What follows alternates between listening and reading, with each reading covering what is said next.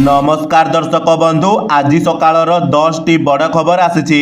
तेबे खबर गुड़िक कौन रही तो भिडियो रे आगको निश्चय जानिबा, किंतु ता पूर्वर भिडियो को गोटे लाइक और चैनल को सब्सक्राइब कर नियंतु। तेबे चलंतु आजिर खबर गुड़िक उपरे नजर पकाई नेबा। ओलंपिक्स हॉकी रे भारत को ब्रोंज पदक 2-1 गोल रे स्पेन को हराइला भारत। पेरिस ओलंपिक्स रे पुरुष हॉकी टीम को बड़ सफलता मिली। ओलंपिक्स हॉकी रे भारत स्पेन को 2-1 गोल रे परास्त करी ब्रोंज पदक हासिल करिछि। तेबे अधिनायक हरमनप्रीत सिंह का डबल गोल और श्री जैस का दमदार प्रदर्शन जोगु यह संभव होइछि बोली कहा जाउछि। अन्यपटे एही विजय परे मुख्यमंत्री मोहन चरण माझी टीम रो प्रत्येक खेलाड़ी को 15 लाख टंका देबा सहित ओडिया पुओ अमित रोहिदास को 4 कोटी टंका दिया जिवो बोली घोषणा करिसंती। परवर्ती खबर, जावलिन रे नीरज चोप्रा को रौप्य पदक, पाकिस्तान रो नदीम छड़ाई नेले गोल्ड। पेरिस ओलंपिक्स रे भारत को आउ एक पदक मिली। भारत रो तारका जावलिन खिलाड़ी नीरज चोप्रा भारत पाई चलित ओलंपिक्स रे प्रथम रौप्य पदक आनिछंती। क्रमागत द्वितीय ओलंपिक्स रे नीरज चोप्रा पदक जीति भारतीय जावलिन खिलाड़ी भाबे इतिहास रचिछंती। तेबे स्वर्ण पदकर प्रबल दाबीदार थिबा नीरज को रौप्य रे संतुष्ट हेबाकू पड़िथिबा बेले पाकिस्तान रो अरशद नदीम ओलंपिक्स इतिहास रेकर्ड भांगी स्वर्ण पदक जीतिछंती। परवर्ती खबर, राज्य रे आहुरी 2 दिन धरी वर्षा संभावना, विभिन्न जिला को जारी हैला येलो वार्निंग। वर्तमान पश्चिम झारखंड और तार पार्श्ववर्ती अंचल रे एक घूर्णिबलय सक्रिय रहिछि। एहा सह मौसुमी सक्रिय रहितिबा बेले आहुरी 48 घंटा जाए प्रबल वर्षा संभावना नै सूचना दैछि पाणीपाग केंद्र। तेबे आगामी 5 दिन जाए हालुकारु मध्यम धरणर वर्षा हेबाकू थिबा बेले आसंता 24 घंटा रे राज्यर केतेक जिल्ला रे प्रबल वर्षा हेबो।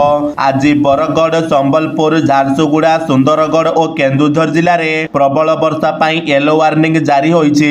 अन्यपटे 10 तारिख ठारू धीरे धीरे वर्षार परिमाण कमिबा सह पुणी 13 तारिखरु प्रबल वर्षा संभावना अछि बोली पाणीपाग केंद्र पूर्वानुमान करिछि। परवर्ती खबर, अगस्त 12 सोमवार दिन बंद रहिबो मुख्यमंत्री अभियोग शुणाणी। अगस्त 12 तारिख सोमवार दिन भुवनेश्वर स्थित मुख्यमंत्री अभियोग प्रकोष्ठ ठारे मुख्यमंत्री जन अभियोग शुणाणी कार्यक्रम बंद रहिबो। जन अभियोग शुणाणी परवर्ती तारिख जनसाधारण को संवाद पत्र तथा अन्य गणमाध्यम जरिया रे जणाई दिया जिवो बोली साधारण प्रशासन और साधारण अभियोग विभाग पक्षरु सूचना प्रदान करा जायछि। परवर्ती खबर, मुकेश अंबानी को नुआ रेकर्ड, सरकार को देले 1.86 लाख कोटी टंका टैक्स। देशर सबुठारु धनी व्यक्ति मुकेश अंबानी को कंपनी रिलायंस इंडस्ट्रीज आउ एक अनन्य रेकर्ड सृष्टि करिछि। कंपनी कॉर्पोरेट आयकर आकार रे सरकारी राजकोष को 1.86 लाख कोटी टंका योगदान दैछि, जहा भारत सरकार बजेट रो प्राय 4% सहित समान रहिछि। अंबानी को कंपनी एहार वार्षिक रिपोर्ट रे एही सूचना दैछि। परवर्ती खबर, आसंता 12 रु +2 स्पोर्ट नाम लेखा पाई आवेदन। उच्च माध्यमिक शिक्षा परिषद द्वारा परिचालित +2 द्वितीय पर्याय नामलेखा आसंता 10 तारिख रे शेष हेबो।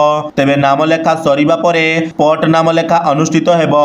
एथिपाई उच्च माध्यमिक शिक्षा निर्देशालय पक्षरु विज्ञप्ति प्रकाश पाइछि। नामलेखा संबंधी नियमावली सबु कनिष्ठ महाविद्यालय अध्यक्ष को प्रदान करा जाइछि। परवर्ती खबर, ग्राहकंक पाई बड़ खुशी खबर, एणिकी एकाथरके 5 लाख टंका पर्यंत करि पारिबे यूपीआई ट्रांजैक्शन। यूपीआई माध्यम रे एणिकी गोटिए थर रे 5 लाख टंका पर्यंत ग्राहक पेमेंट करि पारिबे। पूर्वरु एही सीमा 1 लाख टंका जाए थिबा बेले एबे एथिरे वृद्धि करा जाइछि। ए नै गुरुवार आरबीआई रो मुद्रानीति बैठक परे गवर्नर शक्तिकांत दास सूचना दैछंती। एथि सहित चेक क्लियरेंस किछि घंटा रे करिबाको बैठक रे अनुमति दिया जाइछि।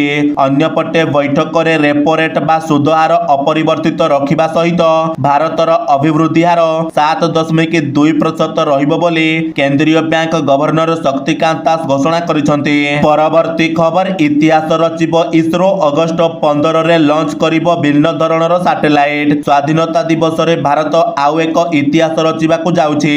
भारतीय महाकाश गवेषणा संगठन इसरो खूब शीघ्र एहार सर्वशेष अर्थ ऑब्जर्वेशन सैटेलाइट जथा EOS 8 उत्क्षेपण करिबाकू जाउछि। अगस्त 15 रे SSLV D3 ରକେଟରେ ଆର୍ଥ ଅବଜରଭେସନ ସାଟେଲାଇଟ EOS-8 ଶ୍ରୀହରିକୋଟାରୁ ସକାଳ 9:17ରେ ଲଞ୍ଚ କରିବ।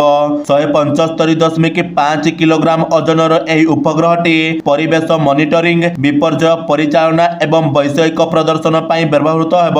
ପରବର୍ତ୍ତୀ ଖବର, ପ୍ୟାରିସ ଅଲିମ୍ପିକ୍ସର କୁସ୍ତି ମ୍ୟାଚର କ୍ୱାର୍ଟର ଫାଇନାଲରେ ପ୍ରବେଶ କଲେ ଭାରତର ଅମନ ସେହରାୱତ। ପ୍ୟାରିସ ଅଲିମ୍ପିକ୍ସର 57 କେଜି ଓଜନ ବର୍ଗରେ ଅମନ ପ୍ରଥମ ରାଉଣ୍ଡରେ ପୂର୍ବତନ ୟୁରୋପୀୟ ଚାମ୍ପିୟନ ଭ୍ଲାଦିମିର ଇଗୋରୋଭଙ୍କୁ 10-0 ଗୋଲରେ ପରାସ୍ତ କରି କ୍ୱାର୍ଟର ଫାଇନାଲରେ ପ୍ରବେଶ କରିଛନ୍ତି।